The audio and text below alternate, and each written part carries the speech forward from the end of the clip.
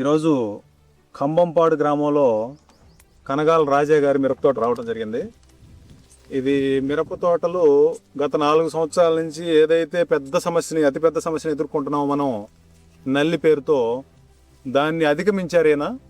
ఇక్కడ నల్లి దాఖలాలు కానీ మీరు చూసినట్లయితే ఎక్కడైనా నల్లి దాని లక్షణాలు కానీ ఎక్కడా లేవు. అంటే రాలేదని కాదు, రావటానికి ఎక్కువ అవకాశం ఉన్న పొలం ఇది. ఒక రకంగా చెప్పాలంటే ఎలా అంటే, ఇది జామాయిల్ మొక్కలు నాటుకున్న తర్వాత ఒక 45-50 రోజుల తర్వాత మరలా దీంట్లో మిరపేద్దామనే ఆలోచన ఆయనకు రావడం జరిగింది. నేను అప్పుడు ఆయనతో మాట్లాడే సందర్భంలో, వద్దండి అది రిస్క్ అవుతుంది, ఇప్పటికే రసం పీల్చే పురుగు, నల్లి ఇలాంటి సమస్యలు ఎక్కువగా ఉన్నాయి, జామాయిల్ తోటలో నివారించడం చాలా కష్టంగా ఉంటుందని చెప్పడం జరిగింది. లేదు, ప్రయత్నం చేద్దాం, దానికి సరిపోయే విత్తనం ఒకటి చెప్పండి మీరు అన్నారు. అప్పుడు నేను డచ్ అగ్రి సీడ్స్ వారి రెడ్ ఫైర్ అనే విత్తనాన్ని ఆయనకి ఇవ్వడం జరిగింది. నిజంగా ఇది ఎంత అద్భుతంగా ఉందంటే, గత 4-5 సంవత్సరాల క్రితం మిరప తోటలు ఎలా ఉండేవో, నేను 6 అడుగులు ఉన్నానండి, 5 అడుగులు దాకా ఇప్పటికి ఈ మొక్క వచ్చేసింది. ఇది 6 అడుగులు దాటిపోయిందండి.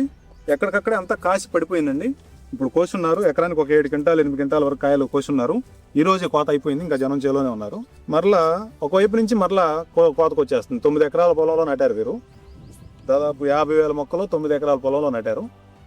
ఇది మంచి దిగుబడి వస్తని ఆశాజనకంగా ఉంటుందని చెప్పి ఆశిస్తున్నాము. ఒకసారి రైతులు ఇలాంటి విత్తనాన్ని సెలెక్ట్ చేసుకొని ఖర్చులు తగ్గించుకొని, పెట్టుబడిని తగ్గించుకునే మార్గం చేసుకోవాలని అందరికీ తెలియజేయడం జరుగుతుంది. అంతేకాకుండా ఇక్కడ రసం పీల్చే పురుగుకి ఒక ఆసరాగా ఇది జామాయిల తోట, దీని పక్కనే సుబాబులు, చుట్టూ చూసినట్టయితే మొత్తం జామాయిల తోటలే, ఎక్కడా కూడా వేరే ఖాళీ పొలం లేదు, అంతా జామాయిలు. 1.5 year 2 years తోటల మధ్యలో, నడి మధ్యలో ఒక 9 ఎకరాల పొలంలో 50,000 మొక్కలు నాటివారు. ఈరోజు 8 సార్లకు ఒక చోట ట్రాక్టర్ పోయే విధంగా ఒక దారిని ఏర్పాటు చేసుకొని, మందు స్ప్రేయర్ కూడా దాంట్లో పోవటం, మనుషులతో పని లేకుండా, పోసుకున్న కాయల్ని అదే ట్రాక్టర్లో తీసుకెళ్ళడానికి అనుకూలంగా ప్రతి 8 సార్లకి 8 లైన్లకి 9 లైన్లకి ఒక చోట దారి వదులుకున్నారు.